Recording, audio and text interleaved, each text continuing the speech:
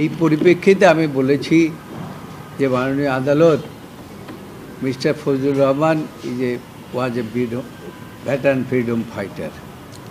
মুক্তিযুদ্ধের সময় মানুষ কিভাবে কাটিয়েছে, যারা আমরা মুক্তিযুদ্ধ করেছি তারা কিভাবে জীবনকে কোনোভাবে বাঁচিয়ে এখন পর্যন্ত আছি, আজকের দিনে অনেকেই এই মুক্তিযোদ্ধাদের কথা ভুলে যান।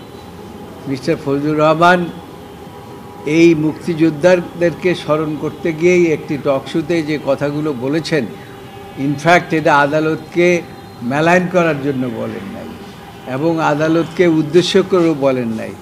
কাজেই আদালত যদি সঠিকভাবে দায়িত্ব পালন না করে তাহলে দেশে একটা বিশৃঙ্খলার সৃষ্টি হয়। এটা মিস্টার ফজলুর রহমান খান ভালো করেই জানেন, আমরা সকলেই জানি।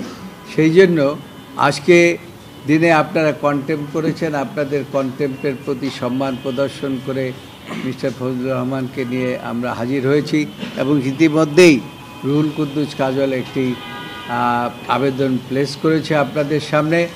আমি মনে করি যে সব দিক বিচার বিশ্লেষণ করে ফজলুর রহমান সাহেবকে এই যে তার বিরুদ্ধে যে কন্টেম্প প্রসিডিং করা হয়েছে, এই প্রসিডিং থেকে তাকে অব্যাহতি দেওয়া উচিত।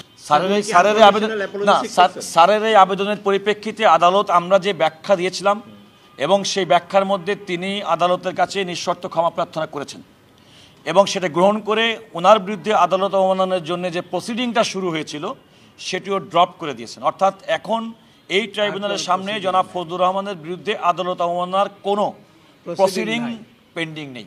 আদালতে ট্রাইব্যুনালের